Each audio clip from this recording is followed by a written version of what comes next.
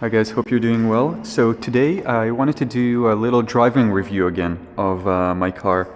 Now I've got almost 37,000 kilometers, and in miles that's about 25. So about 25,000 miles now, 37,000 kilometers on the car. And I've got some experiences that I wanted to share and just my overall opinion. As you know, I have done some modifications to the car here over the time. It's been almost 3 years now, so let's hop in the car and check it out and see what we think of the WRX now, almost 3 years on. So getting into the car here, as I do almost every morning, the first thing to do is to start here with the push start button. So clutch in, we're starting, and a pretty loud cold start. The cold start in this car goes up to almost 2,000 RPMs. I think when it's colder it can even go higher. And it actually goes for quite a long time. Again, depending on the outside temperature, it can be doing this for anywhere from like a minute and a half up to 3 minutes. And what I find is if you get driving with the car, then as you clutch out or clutch in and go back to neutral as you're driving, if the stratified start, if that cold start hasn't stopped, if it hasn't finished, it will keep on going. So when you go into neutral, the RPMs will go up again, and so it will seem like it takes it longer. So nowadays I do like to just spend a minute in the car to let it settle. And I don't do this because of any oiling type of thinking, you know, for the engine to get warmed up or oil itself or anything like that. I do it mainly for to get this noise down, and also this stratified start. You know, what it does really is it heats up the catalytic converters. That's my understanding, and you'd want that mainly for a benefit in emissions. So as the catalytic converter heats up, it's more efficient and it won't pollute as much. Anyways, now it's done, and let's get going.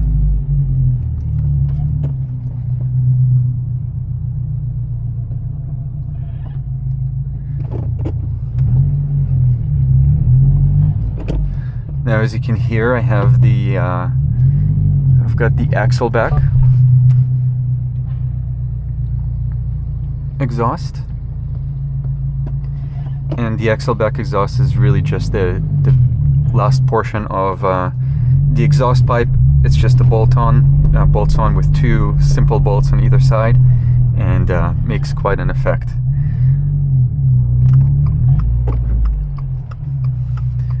So I wanted to cover a few things today, being that I'm almost at 37,000 kilometers here, and I'm due for an oil change. Just wanted to talk about that and talk about maintenance first. And what I have figured so far for maintenance is it's actually easier than some older vehicles.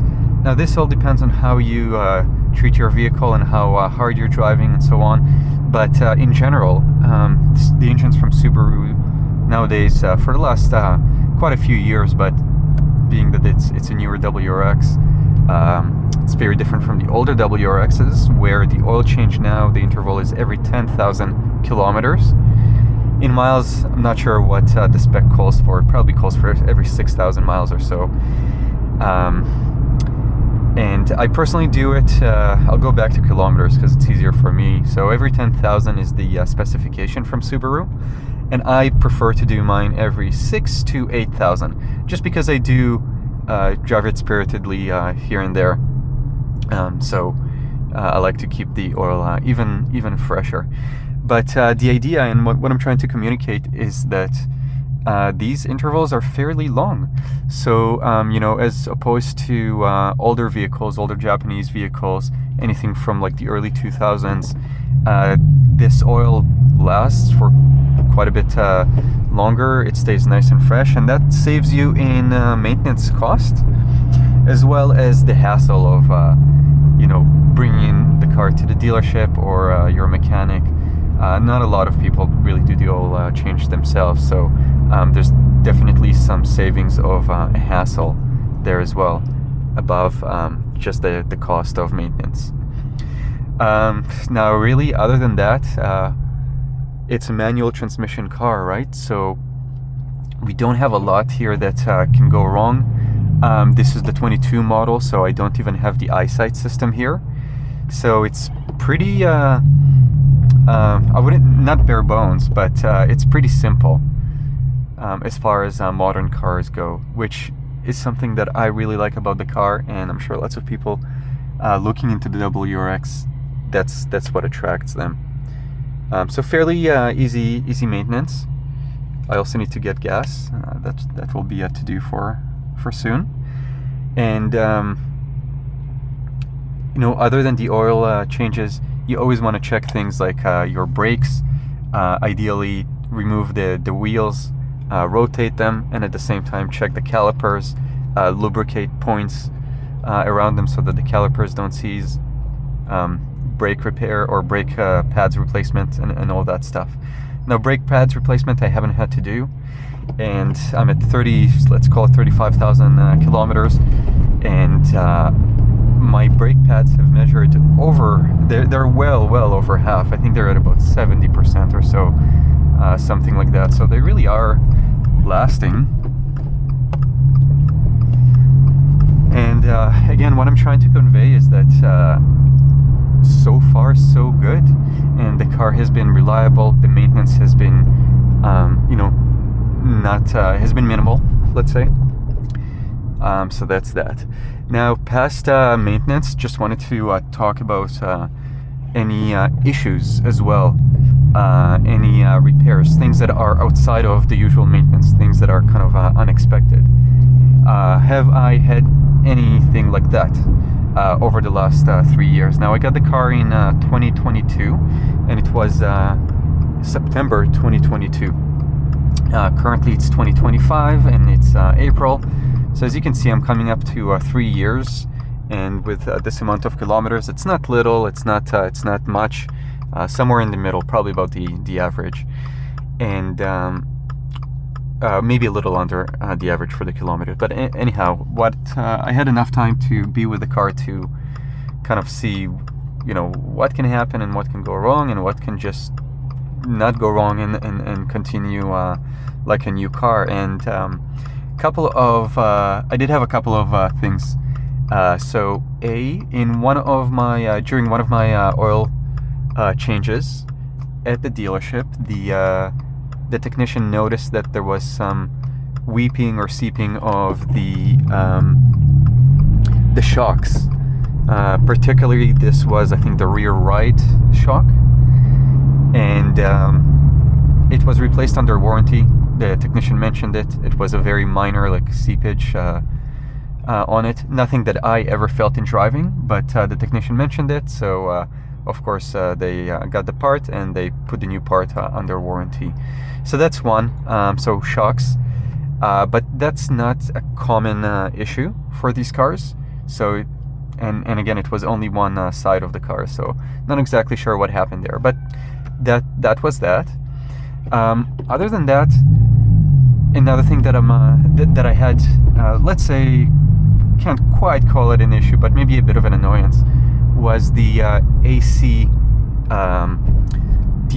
part in this car. So the AC compressor, the air conditioning compressor, it has gone to giving this like rhythmic sort of noise where it's these ACs, they're always on, this new style, and they you know, they just basically run all the time. But what I noticed is that the usual running noise would also be accompanied by this like rhythmic noise every couple of seconds. So it would run and then would go like tick tick tick tick tick tick tick tick tick tick tick. Hard to really hard to vocalize this. I'm not too great at like singing or vocalizing or all that stuff. But if you go around on YouTube or Reddit, you'll see that people complain about that all the time, or it comes up all the time. It's not a big deal. It might take you some time to even notice something like that, but if you're parked and you don't have the radio on, you might hear that from the AC kicking in. And because it happens to so many of these WRXs, so many of these cars, many people say that it's normal. And normal is an interesting word, because in a sense you could say that it's maybe just how it's worn, and the AC is still running fine. There's no effect to its function, and so in that sense it's normal. And also because it has been happening to just so many WRXs, people just kind of see it as not much of an annoyance, and overall they call it normal.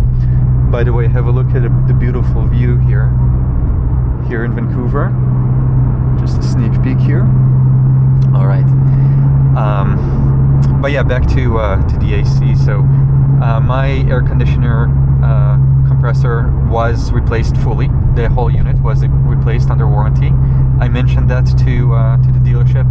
They were able to replicate it, and a new one shouldn't have this type of noise. So the decision was made to replace it. It was done fully under warranty. I didn't have to pay a cent, and they and the technicians at the dealership have replaced it. And since then, it's been totally fine.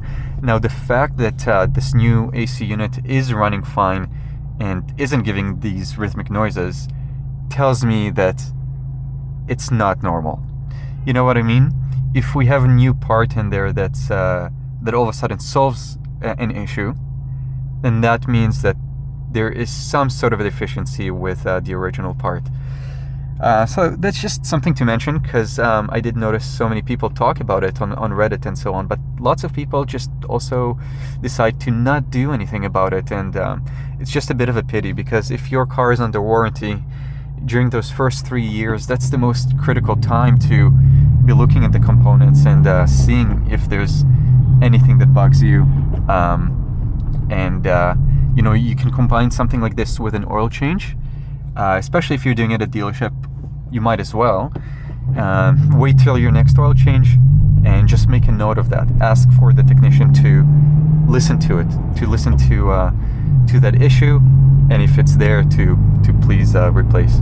You can mention that it's you've seen it done, and that you know that a new unit should not have an issue like that. Now, it is kind of funny, so I'm not sure if it's the part from the manufacturer that's been redesigned, because some WRXs do have this rhythmic sort of noise on the compressor from when the car is new, or only after a few months of usage. So it's hard to say exactly what it is, but given that the noise is gone, I would say that it's not normal, or shouldn't be there, and then there is a way to fix it. So that's that. So 2 issues so far: the shocks there and the AC compressor. Now, third thing that I've noticed, and that's something that I'm going to mention to the technician on my next oil change, because I have that due as well, is the it's kind of a click or a crack noise, more of a click, when you are when I'm at very, very low speeds, crawl speeds, or even just kind of when I'm pretty much stationary, parking types of situations. When I crank the wheel either way, left or right, but close to all the way, let's say 80% of a full rotation of the wheel, 80% and more, that's where I hear a click, just a click, as I'm getting to that 80% point. So let's say I'm parking, I'm turning the wheel, you know, over 80% to get out of a parking spot. Not necessarily stationary, so I'm not dry rubbing anything. Even at a slow speed, I still would sometimes hear it, like maybe at a few kilometers an hour.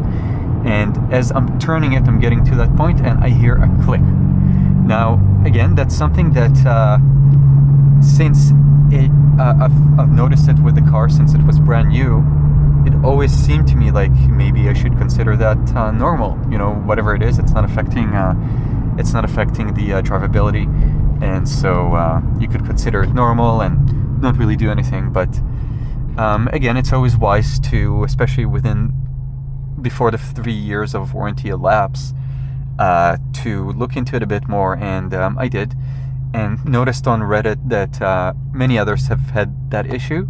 Some calling it normal, but recently, or maybe 6 months ago or something, 6 months to a year maybe, there was a bulletin released for technicians for exactly that issue. And what it has turned out to be, that's my understanding from what I've read, is that it's the surface finish on the lower control arms that's causing whatever bushing or whatever goes into it to kind of maybe not slide as efficiently as you're turning the wheels, as you're turning the steering wheel. And then at that certain point, at that 80% turn point, you hear that click. And I think it's just maybe a ball joint sort of, because it's not lubricated. Not that it's not lubricated, but because the surface finish on one part is too rough, it won't allow movement, and then eventually there's enough force where it moves and you hear that click. So I believe that's what's happening. That's what I'm understanding from the bulletin.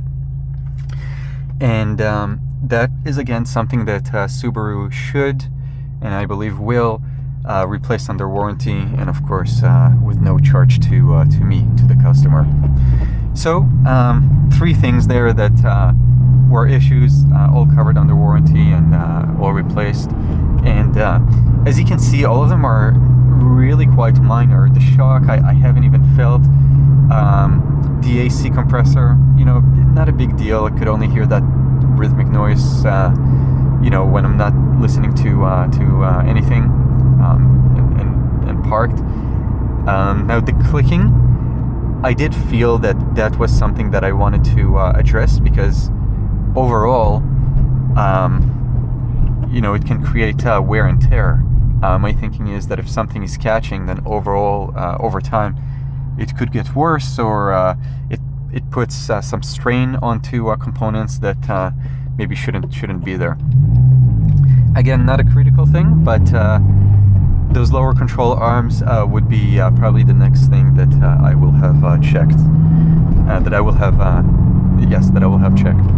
Now, again, it happens such a minute amount of the time that you could consider it normal and not a big deal, but that's what it is. So I can't say because of that the car has been completely perfect and trouble-free. I guess I would say that it's been trouble-free, but maybe not like imperfection-free. I think that's a good way to say it.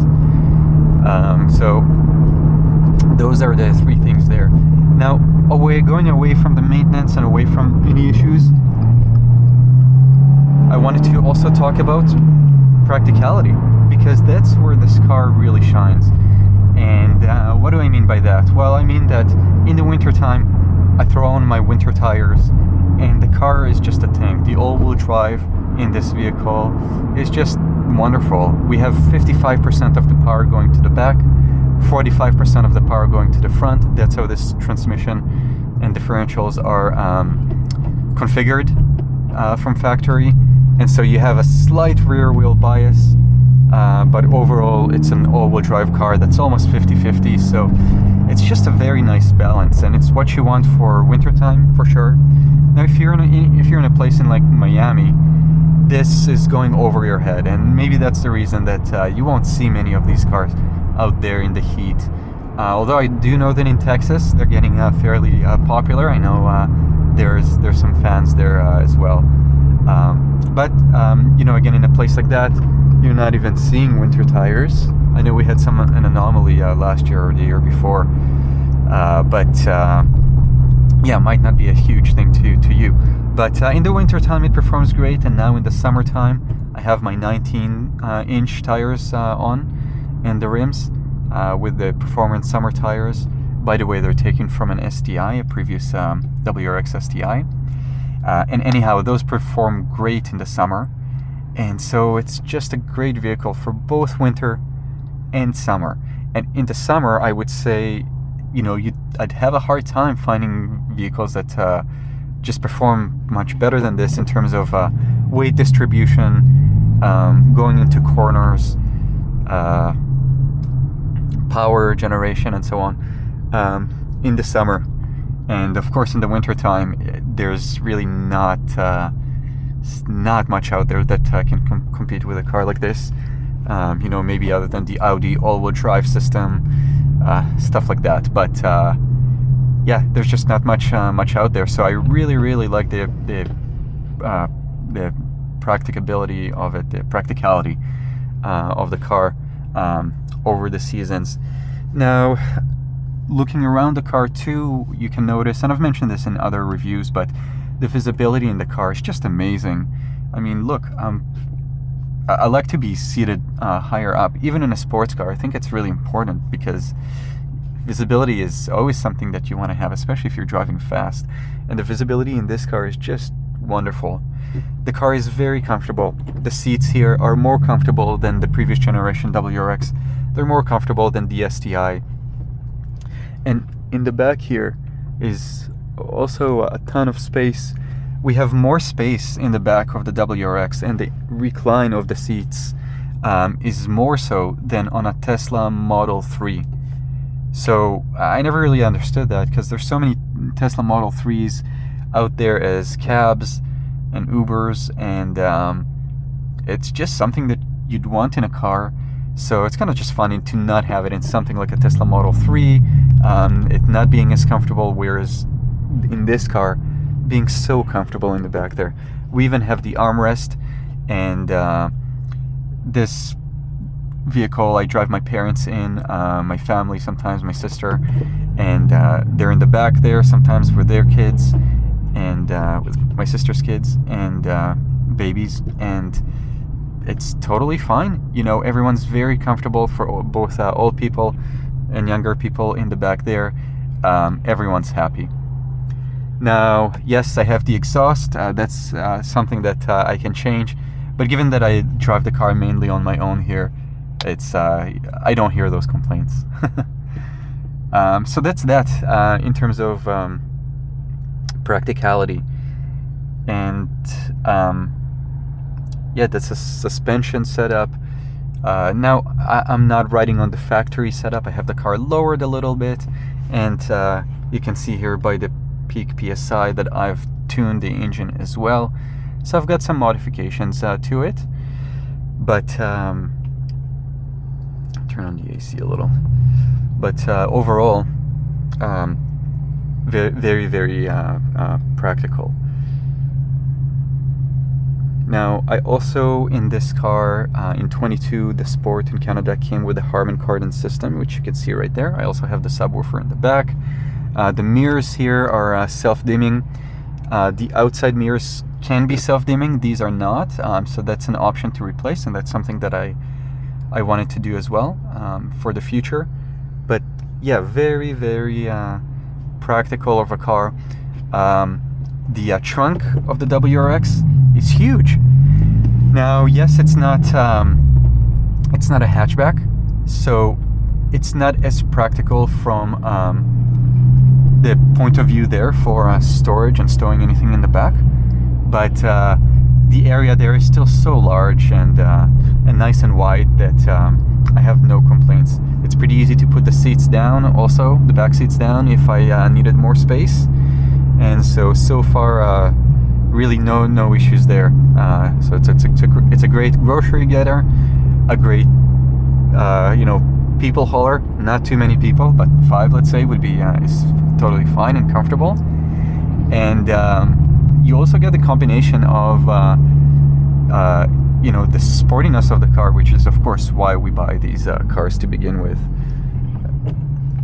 And again, with the manual transmission, less to go wrong there.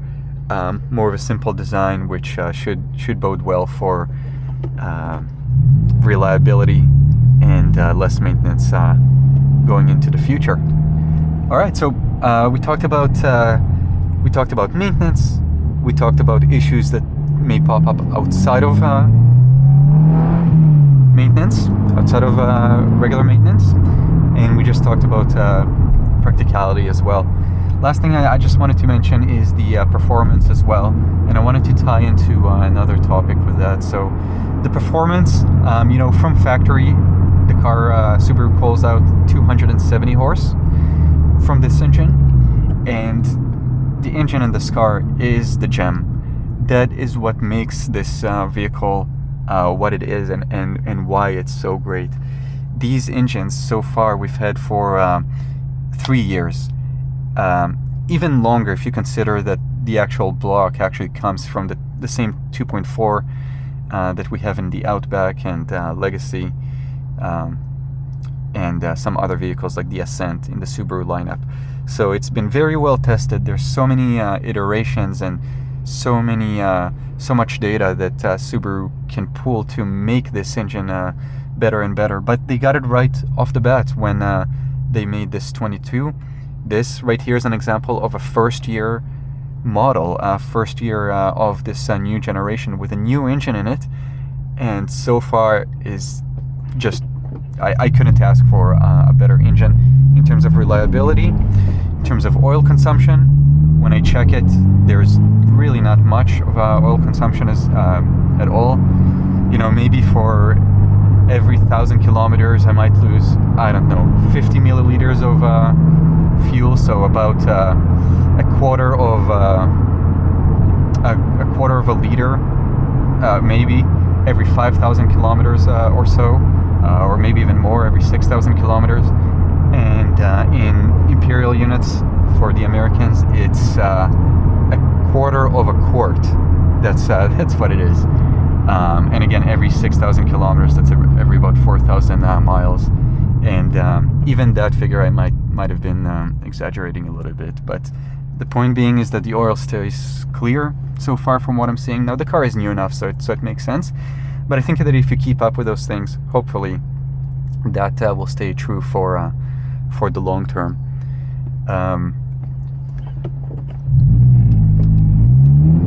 Let's do a little pull here.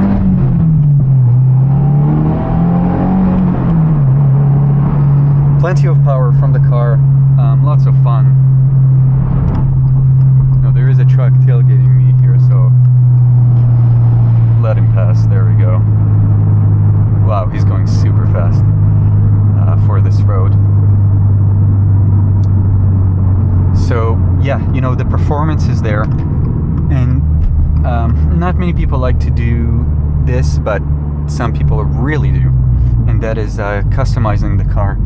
And just to mention that if you do, there's little things that you can do that could make a real impact to the car.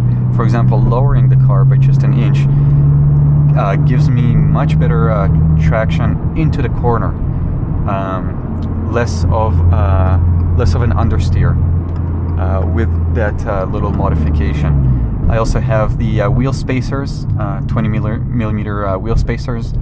Those are giving it a wider stance, and I think maybe a bit more stability, but it is mainly for looks.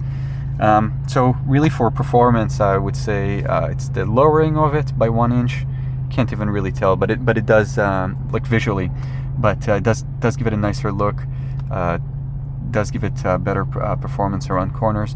And then the Cobb access port, which I don't keep with me. I just flashed the ECU, and you can see now it's running on stage 1, and I use 93 octane, so stage 1 93, and I am very happy with it. I'm not running a cold air intake or any other bolt-ons other than the axle back, which is not necessary anyways.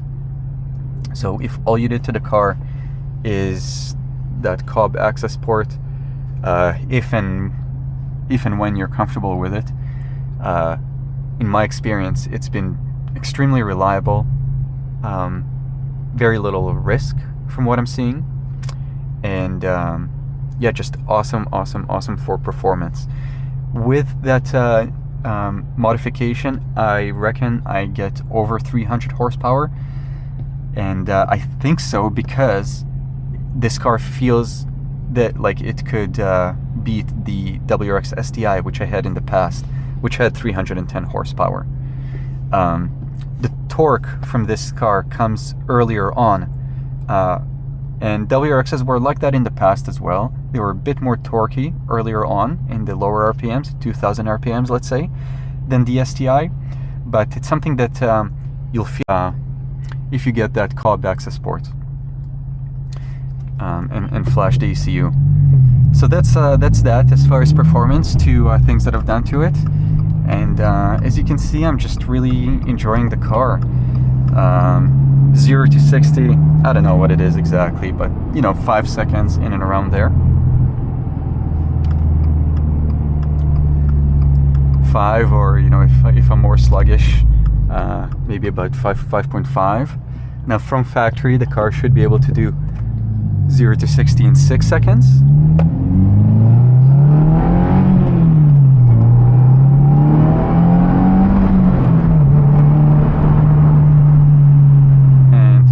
Loving the sound, loving the feel, the balance of the car.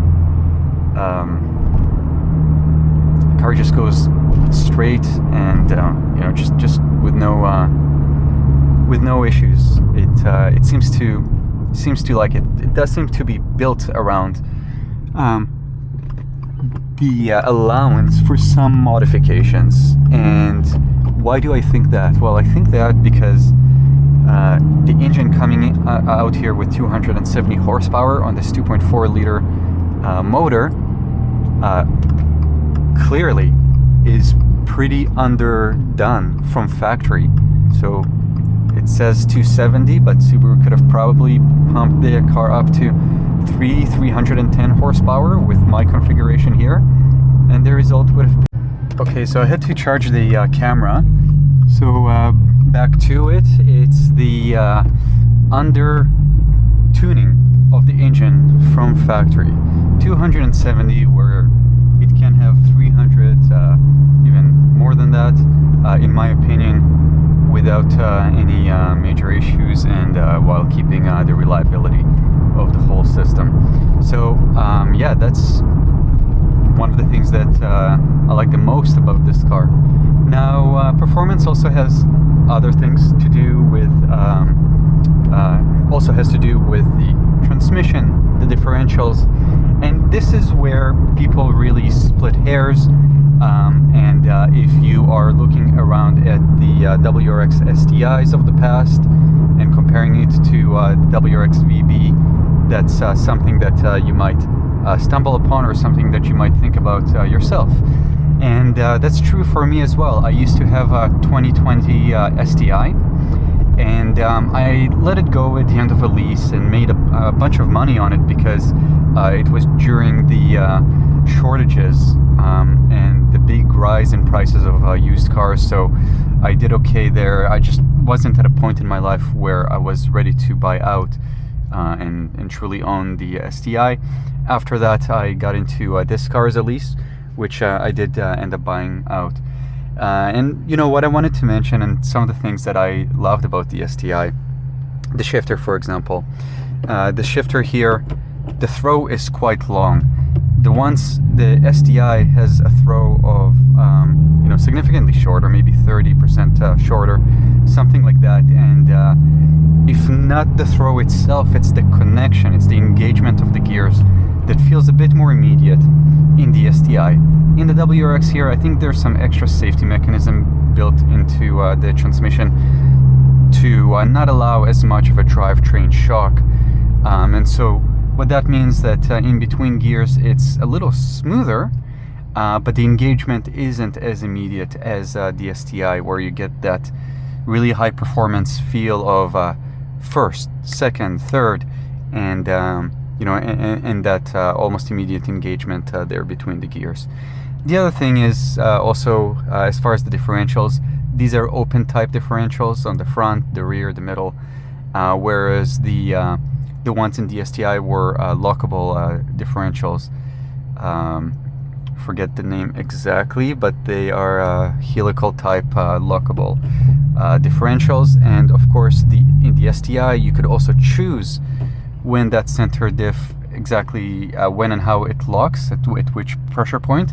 And what that in turn gave you is just the ability to make the car a bit more front-wheel drive, or a bit more rear-wheel drive. As well as you could lock it, the differential, for better traction on gravel surfaces. So that's something that this car doesn't have, this WRX. But with that said, you know, the amount of times where I used that DCCD control, it was right here on the STI. It's actually the same cutout, so it is possible to retrofit it into here, but of course it's very costly. But the amount of times that I used that lockable differential to like lock it into a certain position rather than have it in auto is zero. During the 2 years or year and a half that I had the STI, exactly 0 times where I did that. I always, or normally I had it in auto. Actually, I always had it in auto, and the only adjustment that I did is I either switched the bias of a bit more into the rear wheels or a bit more into the front wheels for winter driving. That's all that I did. I don't feel that I would get much of an improvement in the drive if I did have that here, but the feeling itself, that engagement, that feeling that everything is tight, the tightness in the gears, in the differentials, when you turn, for example, in the STI at slow speeds, especially if you're going uphill on a turn, you could hear those clicks. You could hear a little bit of binding in the sorry, not really a click, but you can hear a little and feel a bit of a binding in that differential, and that's kind of a mark of a performance of those performance components, which was on one hand really cool to have, but maybe a bit of an overkill. But those are things that I think about, and I mentioned earlier that I wanted to tie it to something else, and that's just the idea that when the going is good, keep on going. Meaning, if this day-to-day drive is good for me, and I enjoy the car, and it's not giving me any issues, it's basically what I want, it's best to, you know, just keep that scenario going. It's always very easy to, and I did that myself with the components that I've upgraded already, but it's so easy to think about upgrading this, upgrading the brakes. Again, in the STI we had 6-pod Brembos on the front, 2-piston Brembos in the rear. An amazing braking system, but it was overkill for the STI, and it would be for this as well. The only time, truly the only time where you would benefit from a system like that is on the track. You know, the 2024 WRXs, they already have made improvement to the feel of the braking, and they've done largely through the introduction of the larger master brake cylinder. Maybe something else, maybe there was something else in it, but they do already feel a bit better. But anyhow, to go to the extent of changing that full brake setup, changing transmission and differential components just to get that extra feel, you know, maybe it's not, it's either something that I don't need or something that would be nice as a future project. Maybe when the brakes are toast on this car into the future. Maybe if I don't know, you just do really well 1 year at work or something and make a bunch of money and feel like that's the time where I want to do something special to modify the car. But other than that, you know, performance has been great in this car, and you have to keep in perspective everything as that it all comes as a package. The STI, for example, had a notoriously an engine that's notoriously nice and fast and quick revving, but not as reliable. You know, some of the little things too. The STIs there, they have a timing belt, which is a serviceable component, something that you'd want to replace every 10 years or every 100,000 kilometers, whereas here we don't. Here it's a timing chain, it's a lifetime component, and the way that how the engine's been working out so far, makes it feel like it's the right choice for this car. You also have to keep in mind some other practical things. such as changing of brake pads, for example, would be significantly more expensive, especially if you're doing it the traditional way through the dealership on those Brembo brakes versus what I have here. And so far it's going good, and since it's going good, I would like to just keep things going. I have it in the back of my mind here and there to you know, do I want to switch back to the STI now that the prices of STIs have come down due to the market and everything? It's a possibility, and it's something that I could do if I wanted to, but it will take some of the modernization that this car gives you away. By the way, the chassis in this VB, in the WRX VB, is stronger. It's stiffer than the STI. Now the STI, it's got some other components that make the whole package overall feel quite similar, but I can tell you that it is noticeable when you're going around the bend. You can feel this car being even more stable, and especially if you combine it with, let's say, a lowering of the car.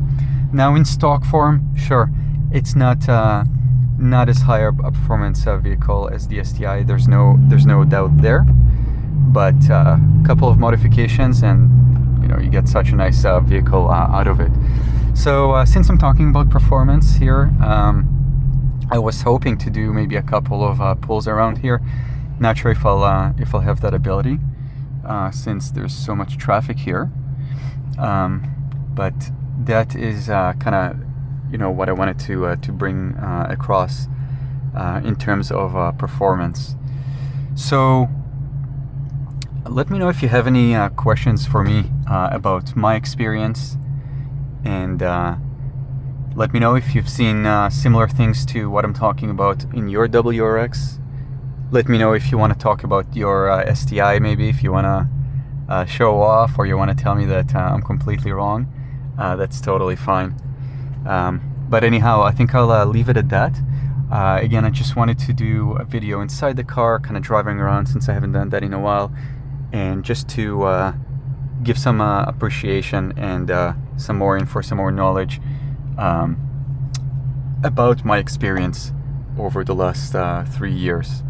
And it all kind of just brings me to thinking not just about the car, but also financially, you know, online and so on. If you're in forums, people kind of ignore the financial part. It's, you know, some people have that money, some people don't, and they stretch themselves for modifications, for this and that, and sometimes it's a really bad decision.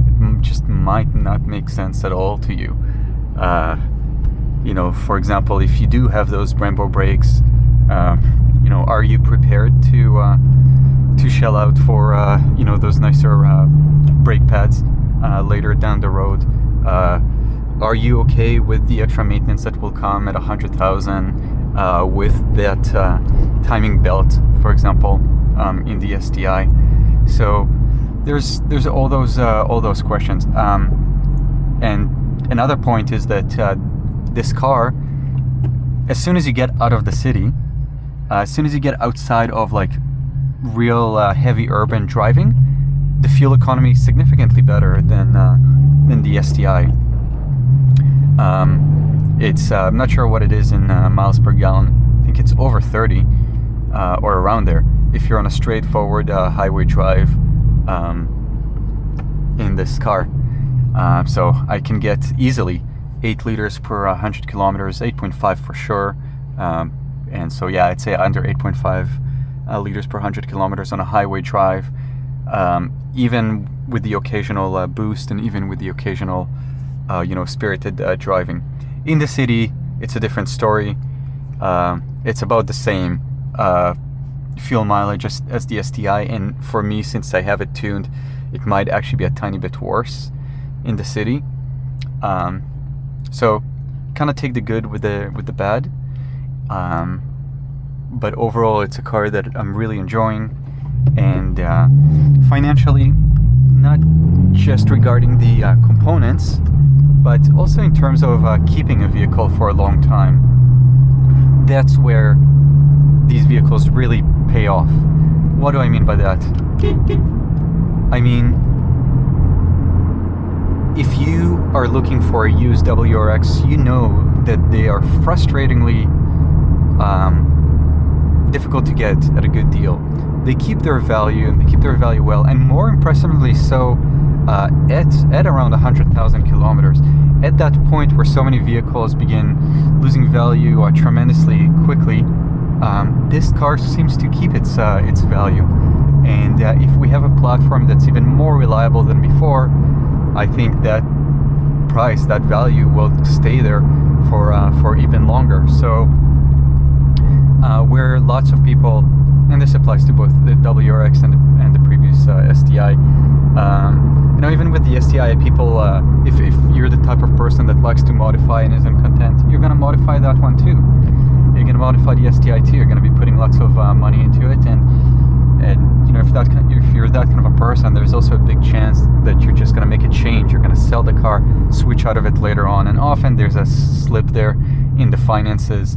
You know, you don't get back the money that you put into it on modification. So there's another thing to be said for these WRXs that I believe will and can last a long time, to give them that opportunity to last a long time.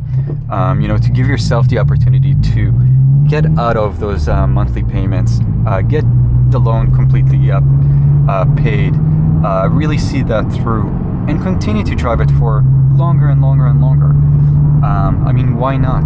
Why not keep a car to 100,000 miles, 200,000 miles, as long as it's not giving you issues? So, you know, it's sort of like best the devil that you know than the one you don't. And I think that's just my final message for today, that when the going is good, keep on going. Alright, thanks for joining me guys, and see you in the next one. Leave comments below, let me know what you think, anything you want me to go over, and again, hope you enjoyed the drive with